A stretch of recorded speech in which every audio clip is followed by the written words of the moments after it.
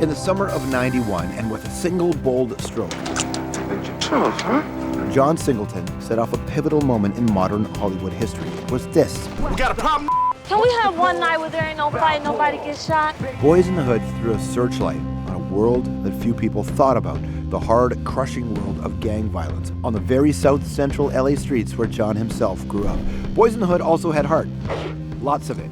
You're my only son, and I'm not gonna lose you to no bull, you hear? And that message right there, still relevant today. The film earned John an Oscar nod, the first for an African-American director, and since then there's only been one other, Lee Daniels, for the movie Precious. That's just one of the reasons that John was honored this month by the Canadian Film Centre. And here's another. John was one of the first to bring hip-hop to Hollywood.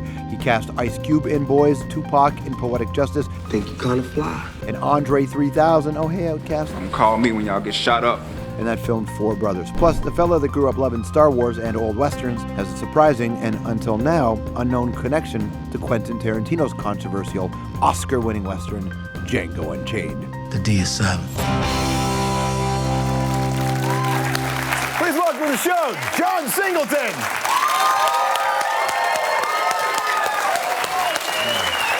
Nice to see you. Good to see you, man. How are you? Good. Welcome. Welcome back. All right. It's good to be here, man. What's going on? You looking good. Thank Keeping you. in shape, huh? Working on it, man. I'm getting old. You going to the gym or what? Yeah, a lot. Like too I much. see you. Like, you got, you know. Yeah. What's your get policy some guns. on 2 days? Can I do 2 days now? You do 2 days? Just two? No, I do more, like 4 or 5 a day. 4 or 5 a days. Yeah. Get that cardio going. I need to get on that. Things are good? Can't complain.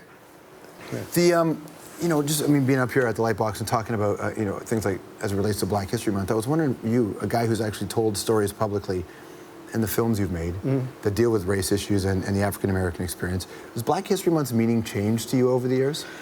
No, actually, I mean, I look at every month as Black History Month for me. I mean, it's a traditional thing in American culture to have February, which is the shortest month of the year, be Black History Month. And for me, it's kind of a joke. Do you think that was on purpose? No, I just think it was just one of those things where it was just that was the month, you know, nothing else was happening. So like, okay, we're gonna make Black History Month. But I always talk and I say, you know, every month should be Black History Month, you know, for Black people and for everyone else to understand about Black culture in general. So for me, it's every month is Black History Month. I was thinking about you when you were coming in, and Boyz n the Hood, you know, is obviously this film that has become, it's just one of the greats. But it's, aside from it being a great film, the accomplishment that it's done is, I think, lost on a lot of people. The world's most dangerous group was NWA. Yes. The president knew who they were, didn't like them. Yes. This is the band, and in short order, he's opening family films. I'm talking about Ice Cube. Ice Cube, yeah. Now, can I play? We always, okay. You know, I want to play an Ice Cube clip. Just watch this. An old one or a new one? Yeah. John Singleton, he saw something in me, you know. He pursued me for 2 years He's to right. be in Boyz n the Hood, Yeah. and I kept saying, man, get the hell away from me, man. You know, I'm not, why do you want me? You know what I'm saying? I'm not an actor. I haven't went to Juilliard or none of that, you know. And he was like, I want you. You got something, and you know, I'm very grateful to him, and he's my mentor. I love Cube, man. I love Cube because we're from the same place, and we've kind of grown and evolved in the entertainment business. You know, he was one of the first people I knew in the business that actually had a career doing something. You know, and he was one of the first people I knew that actually had a career that was doing something that said hi to me. He gave me his phone number when I was working as an internship on the Arsenio Hall show, and I got him in the green room. That's how we and I met. You know, then he gave me a ride from a concert where I was stranded. Cube said you saw something in him. What did you see? I saw just his persona that he created for himself as a rap artist was very much in line with the character that I wanted Doughboy to be. Right. You know, and so he took that to another level. We were watching a scene from the picture, and there's this scene where he talks about after the death of his brother, and he almost cries and stuff. And and I started tearing up again because I hadn't seen the movie in so long, and I was like, wow, you know, the picture has so much emotional impact and resonance because tragically there are a lot of people who have been in that position, you know, giving in urban society. So kudos to Ice Cube, and you see what he's done with his career. We all knew, you know, people he hung with, people on the block, we all knew he was funny personally outside of the rap and the hardness and stuff. So it's crazy that now that the world knows that. The world knows how funny a person he is. I want to talk more about some of the musicians that you've worked with over the years, because you have a really strong... Worked with a lot of musicians. You're actually one of the first ones that brought that many hip-hoppers to the table and said they can be more than just... It comes out of me, like, being a fan of these guys. I mean, whether or not it was Cube, Tupac, Q-Tip, Busta Rhymes, Tyrese, Snoop Dogg, you know. You worked with Janet. Janet Jackson. So, I mean, it's like I'm fans of all these people. So doing a movie with them is kind of my excuse to hang out with them. Like, it's like cool. Like, wouldn't you want to hang out with Janet Jackson and look at her face for like 8 months? Is talent transferable, though? Is there people that you've wanted to work with in the past, but then you thought, you know what, I don't think they'll be good as an actor? In terms of... musician. Musicians? Well, yeah, there's a couple people that just weren't there, you know what I mean? Like, we had them in auditions or whatever, and, you know, but then there's people that I've had and that have had bad auditions that have gone to be good. Cube's audition for Boyz n the Hood was bad, but look what he did in the movie. Right. Andre 3000 interviewed for a movie for me years previously, and he was nervous and shy. Yeah. And I was like, why are you nervous and shy? He said, well, I can perform in front of thousands of people, but I can't, in the room here, I'm nervous. And then years later, he ends up being in Four Brothers, which I shot here in Toronto. Right. So it's all, for me, it's really about people working with, collaborating with people that they're comfortable with, you know, and being in a zone where you can give everything to the director and you feel free as an actor. And I think that, for me, dealing with rap artists, who I feel most rap artists are not who they are, you know, in terms of the show business thing. There's a private life. There's like, they're acting anyway. Is there a difference between an African-American director and a director who happens to be African-American? No, even if those people aren't aware of it. Like, there's all these people that say, I don't want to be a black filmmaker, I'm just a filmmaker, just take me as a filmmaker. I'm not like that. I'm a black filmmaker. That's what makes me unique. If I had talent to make music, I'd probably be a musician, but I have no musical talent.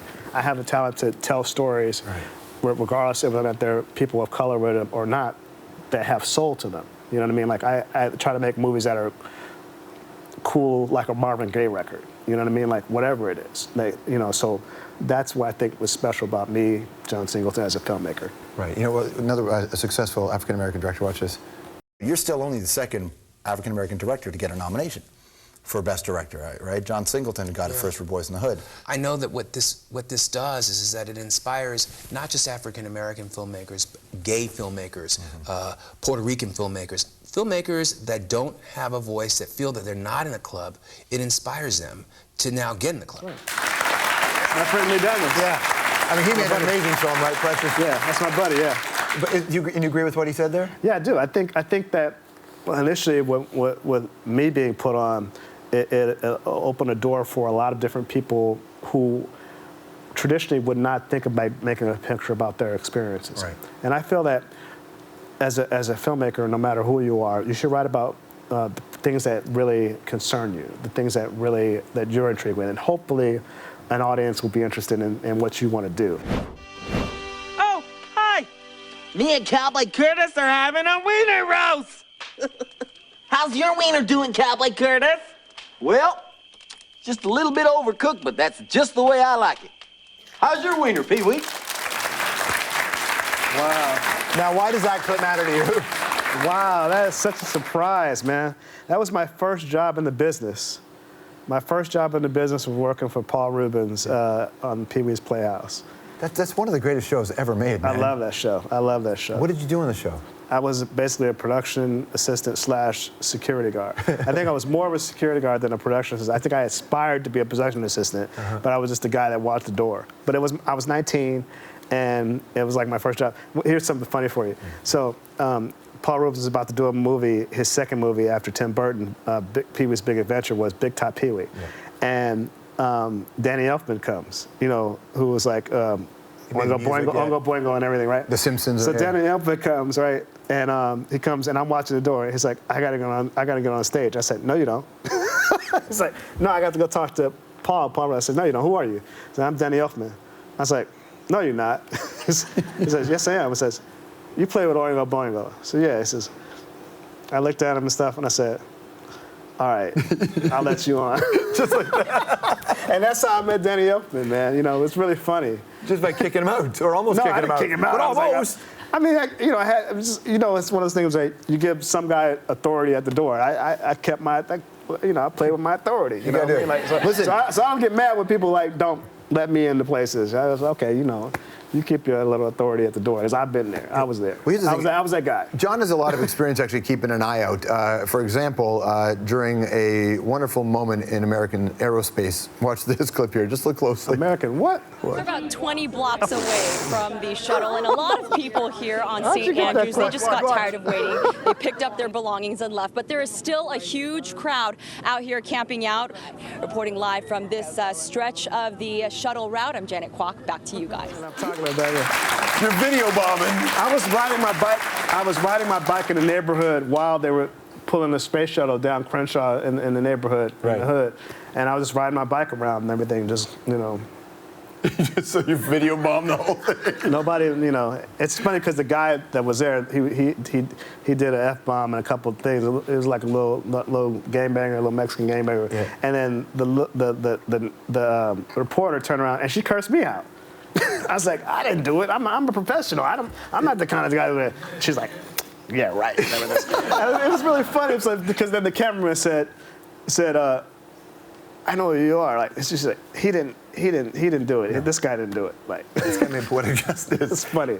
What'd you make of the Django controversy? Which controversy? Well, there was some guys weighed in. They didn't like the use of the N-word by Tarantino. Spike Lee was talking about the fact that, inferred the fact that a white guy shouldn't be able to tell that story. No, that's not what Spike said. Spike said that we're friends, and I'm friends with Quentin too. That he didn't feel that slavery should be used as a thing to, a milieu to tell. Yeah, he said, all I'm not going to say, it's disrespectful to my ancestors. And that's his personal point of view, and we've talked about it. I feel like, the picture is a good picture, and it's a Western. I love Western. All of my movies can be in Westerns. Did the overuse of the N-word or the use of it make you uncomfortable? No, because, I've used that word, and several people use that word before. I mean, I feel like, the filmmaker should be able to do it. I mean, I've used the word cracker, and I've used different things in my business, and I don't want nobody to get pissed off at me. Right. So, but it's just that I think a lot of black people, they love the movie, and then I also don't like the movie because, somebody black didn't make it. Right. And it's like, and everybody knows Quentin has kind of a fetish. He has like an African-American fetish because of the way he grew up. His mother used to date brothers, and they weren't like, Sidney Poitier brothers. They was Fred Williamson, kind of like Jim Brown. Brothers. Ends, you know what I mean? Ends. She used to date ends. So everything that he says everything that he does in his movie his movies is down to that one scene in Pulp Fiction between Dennis Hopper and Christopher Walken. Yeah. And he's telling about his life. Yeah, that's a heavy scene, man. He's been audacious. He's very, very influenced by B movies and by different types of films. His films aren't serious. Django's not a serious movie. It's a Western. Westerns are not supposed to be serious. They're supposed to be entertainments. Right. But what you can't have it both ways, but what really messes with people is that it's done in a very serious milieu, in an environment that is a very serious time that people are still kind of emotionally scarred from because, mentally. Yeah, and understandably so. And so, understandably so, but I just don't, and I've had conversations with Spike about this too, we don't feel like people should say that that's what it really was. Right. Because it wasn't really that. That movie is nice compared to what it was. Right. It was a very brutal time. Who's somebody you need to apologize to? Who? Yeah. Somebody I need to apologize to? My mother. Yeah, how come? For having many curse words in my movies. It's hard, right? The hardest thing to do is give my mother a script. When I finish a script, all I want is the validation of my mother, and I give her something I've written that I feel passionate about, and she says, "You have too many curse words in this movie. You're smarter than this. Talk intelligently. Show intelligent characters." I was like, I'm not trying to show intelligent characters here. I'm trying to show, people that are like just living their lives. They're not worried about, you're over. I tell her, you're overthinking it. So I apologize for my mom for having too many curse words in my movies. What about Ali? Ali? Oh, God, I love Ali, man. I'm humbled. Don't even start with Ali, man. Ali is the reason why a lot of black men in America have the balls to say, I'm going to do this. You know, like, because Ali would say, I'm going to knock this person out in this round, this time I'm going to do it. And most of the country hated him. And then, you know, a certain segment of people loved him. And Ali became famous because part of the zeitgeist of the country wanted to see him get knocked out, but he never would lose. And so he went from being a villain to certain people to being their hero. And I think that's a great thing. It's good to see you, man. Thank you so much. Good to see you too, man. John Singleton, everybody. Always a pleasure to hang out with you, Glorious Nation. Good things.